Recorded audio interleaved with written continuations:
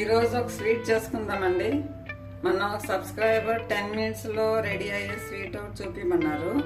దానికోసం నేను ఒక ఫ్యూ మినిట్స్లో రెడీ అయిపోయే స్వీట్ ఒకటి చూపిస్తానండి. దానికోసం నేను కడాయి తీసుకున్నాను. కడాయిలో నెయ్యి వేస్తున్నానండి, గీ వేస్తున్నాను.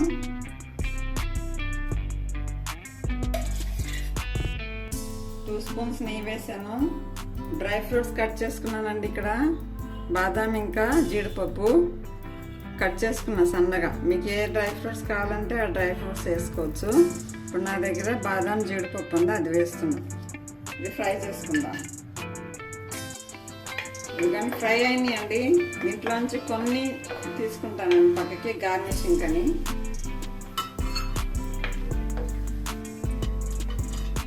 ఇప్పుడు ఇక్కడ ఒక 1/4 కప్పు రవ్వ తీసుకున్నానండి.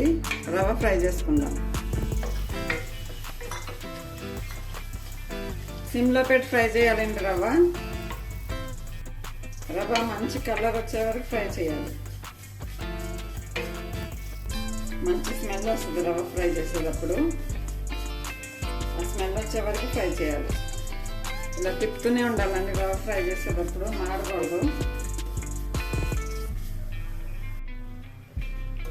ఫ్రై అయిందండి రవ్వ. ఇప్పుడు మనం వాటర్ వేసుకుందాం. గ్లాస్ అంత వాటర్ వేసానండి. రవ్వ కొంచెం ఈ వాటర్లో ఉడికించుకుందాం. ఎందుకంటే వాటర్ అంతా ఎవాపరేట్ అయిందండి. ఇప్పుడు మనం పాలు పోసుకుందాం. ఒక గ్లాస్ పాలు వేస్తున్నానండి నేను. ఇప్పుడు ఈ ఉడికిన రవ్వ మొత్తం మ్యాష్ చేసుకుంటూ బాయిల్ చేయాలి.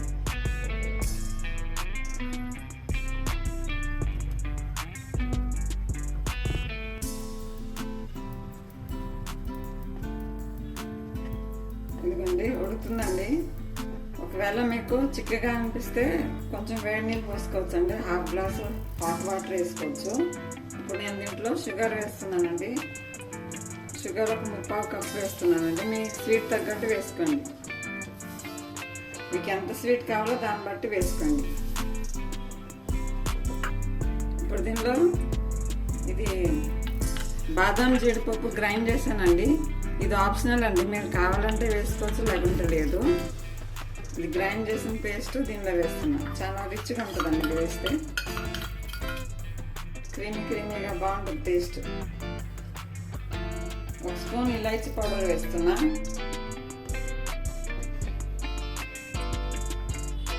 ఉడికిపోయిందండి రవ్వ. మంచిగా ఉడికింది రవ్వ. రెడీ అండి, మన రవ్వ పాయసం రెడీ అయిపోయింది. స్టవ్ ఆఫ్ చేస్తున్నాను. ఇప్పుడు పైనుంచి కొంచెం నెయ్యి వేసుకుందాం.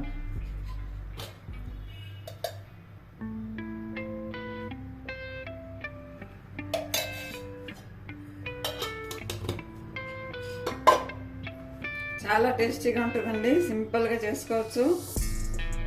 చాలా అంటే చాలా టేస్టీగా ఉంటుంది. మీకు మీరు ఎంత కావాలంటే అన్ని గ్లాసులు తాగేసేయచ్చు, అంత టేస్టీగా ఉంటుంది రవ్వ పాయసం. సేమ్ ఇలాగే బియ్యం బాస్మతి రైస్ నానబెట్టి గ్రైండ్ చేసుకుని ఇక్కడ సేమ్ ఇలాగే చేస్తారండి. ఫిర్నీ అంటారు దాన్ని. ఇది రవ్వ ఫిర్నీ. దీన్ని రవ్వ ఫిర్నీ అంటారు. ఇది చల్లగా అయినాక గార్నిష్ చేసుకుందాం, సర్వ్ చేసుకుందాం. మీరు షుగర్ ప్లేస్లో కండెన్స్ మిల్క్ అన్నా వాడుకోవచ్చు. మిల్క్ మీద కండెన్స్ మిల్క్ దొరుకుతుంది కదా, అదన్నా వాడుకోవచ్చు. అది ఇంకా టేస్టీగా ఉంటుంది. ఇలాగే మీకు ఏం వెరైటీస్ కావాలో నేను చేసి చూపిస్తాను. కమెంట్ చేయండి. Thank you for watching.